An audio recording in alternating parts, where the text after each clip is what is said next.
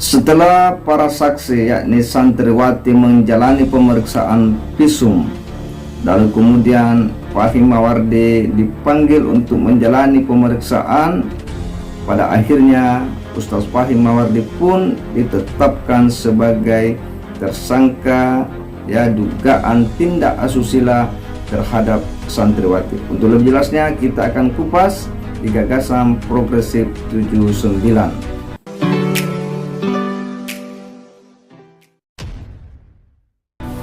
Assalamualaikum warahmatullahi wabarakatuh. Kembali berjumpa dengan saya di channel Gagasan Progresif 79. Sahabat sebangsa dan setanah air di mana saja Anda berada. Kembali ulasan kali ini mengikuti perjalanan informasi dugaan pencabulan yang dilakukan oleh Ustaz Fahim Mawardi. Dalam beberapa hari ini setelah menjalani pemeriksaan, akhirnya kita mendapatkan informasi bahwa Ustaz Fahim Mawardi pun ditetapkan sebagai tersangka.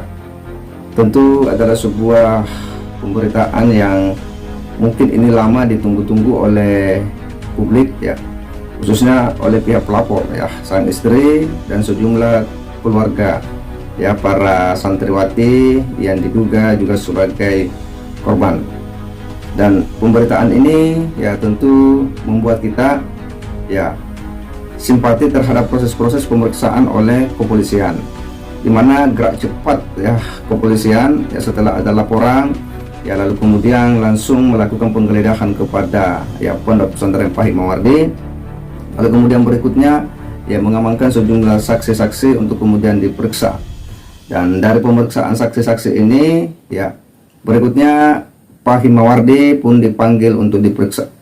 Setelah kurang lebih 2 kali mangkir tidak memenuhi pemeriksaan, akhirnya pun pada pemanggilan ketiga dia memenuhi, dan setelah diperiksa kurang lebih beberapa jam akhirnya sebagaimana diberitakan oleh media Kompas dia pun ditetapkan sebagai tersangka.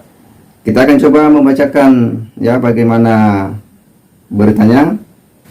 Kita akan bacakan beritanya. Kiai Fahim ditetapkan tersangka kasus dugaan tindak asusila kepada santriwatinya 14 Januari 2023. Jember, Kompas TV. Muhammad Fahim Mawardi, pengasuh Pondok Pesantren Al Jalil II di Desa Mangarang, Kecamatan Ajun, Jember, Jawa Timur, ditetapkan sebagai tersangka dalam kasus dugaan tindak asusila kepada santriwatinya. Hal tersebut disampaikan kuasa hukumnya Andi C. Cahyono Putra saat mendampingi 2 orang saksi yang diminta keterangan polisi di Unit Perlindungan Perempuan dan Anak PPA Satreskrim Polres Jember, Jawa Timur pada Sabtu siang. Surat penetapan tersangka tersebut diterima perwakilan pondok pesantren pada Jumat malam. Jadi ini sudah dikirim pada Jumat malam kepada pondok pesantren dan sudah diterima oleh perwakilan pondok pesantren. Tim kuasa hukum Kiai Fahim sendiri akan berkoordinasi dengan unit PPA terkait dasar penetapan kliennya sebagai tersangka. Menurut kuasa hukum, dasar penetapan tersangka masih lemah karena keterangan sejumlah saksi belum ada yang menegaskan tindak pencabulan yang dilakukan kliennya. Polisi sendiri belum bisa memberikan keterangan kepada awak media terkait perkembangan kasus ini. Pasca ditetapkan tersangka, polisi belum melakukan penahanan terhadap Kiai Fahim. Polisi sendiri menghadirkan 2 orang saksi lagi, yakni ibu dan adik dari Kiai Fahim. Jelas bagaimana proses. Kemudian pada akhirnya Kiai Fahim ini ditetapkan sebagai tersangka setelah menjalani pemeriksaan kemudian saksi-saksi juga telah diperiksa. Sebelumnya itu ada kurang lebih 15 santri yang kemudian dipanggil ke Polres, dan beberapa diantaranya kurang lebih 6 orang itu sudah diperiksa. Lalu kemudian Kiai Fahim dipanggil didampingi kuasa hukum sekalipun sempat mangkir sebelumnya. Setelah menjalani pemeriksaan, akhirnya kemudian ditetapkan sebagai tersangka.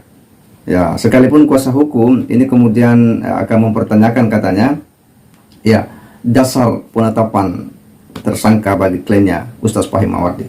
Nggak bisa lah Kenapa? Karena kepolisian itu punya dasar untuk kemudian menetapkan tersangka. Jika kemudian dalam proses penyelidikan ya memang ditemukan ya alat-alat bukti awal, bukti permulaan yang cukup, maka dia akan naikkan tingkatannya menjadi ya tersangka ya, dan itu akan menjadi tahap penyidikan. Nah, jika pada tahap penyidikan ya di mana bukti-bukti ini kemudian itu akan ditelaah sedemikian rupa untuk kemudian membuat terang peristiwa pidana ini dan menemukan tersangkanya. Jadi polisi tidak akan mungkin untuk kemudian terburu-buru ya untuk menetapkan seseorang tersangka atau tidak sebelum memiliki ya alat bukti yang kuat.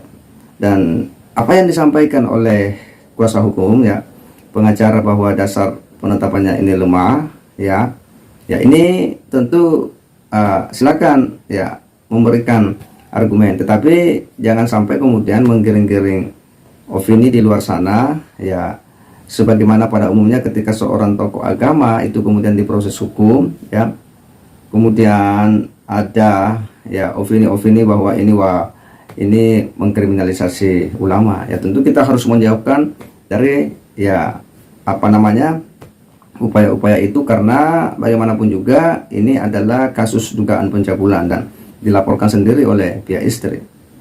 Kemudian ya video-video klarifikasi Ustaz Fahim Mawardi sebelumnya ini kan memang membuat kita geleng-geleng kepala ya, bagaimana dengan sangat lantang ya, dengan sangat tegas dia menyatakan jika ada bukti ya dia siap beli sampai 100 juta, lalu kemudian siap jalan jongkok dari Jember ke Jakarta kalau perlu telanjang bulat. Ini yang awalnya membuat tentu kita ini merasa bahwa wah, jangan-jangan memang ini hanyalah sebuah tuduhan ya, jangan-jangan ini hanyalah sebuah kecemburuan yang berlebih ya dari seseorang misalnya, atau jangan-jangan ini ya hanyalah upaya-upaya untuk menghancurkan misalnya nama baik sang kiai, upaya untuk menghancurkan nama baik pesantren ya.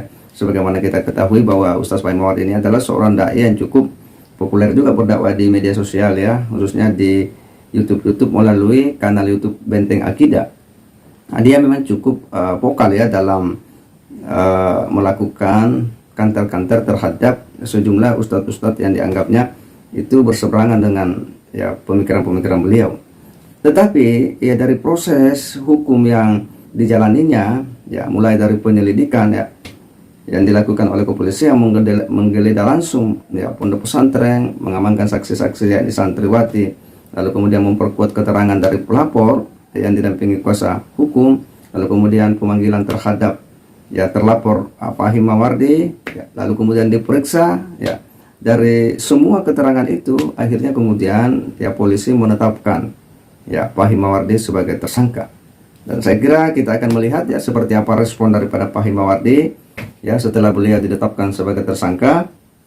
Yang jelasnya bahwa kuasa hukumnya ini katanya akan mempertanyakan ya. Kita juga akan menunggu ya seperti apa upaya untuk mempertanyakan dasar hukum penetapan kliennya sebagai tersangka, karena menurutnya itu lemah ya. Kita akan lihatlah bagaimana proses selanjutnya. Yang jelasnya bahwa kita sangat mengapresiasi langkah-langkah cepat ya dari polisi, dan kita pun mendapatkan informasi bahwa ya sudah ada tersangka. Artinya apa?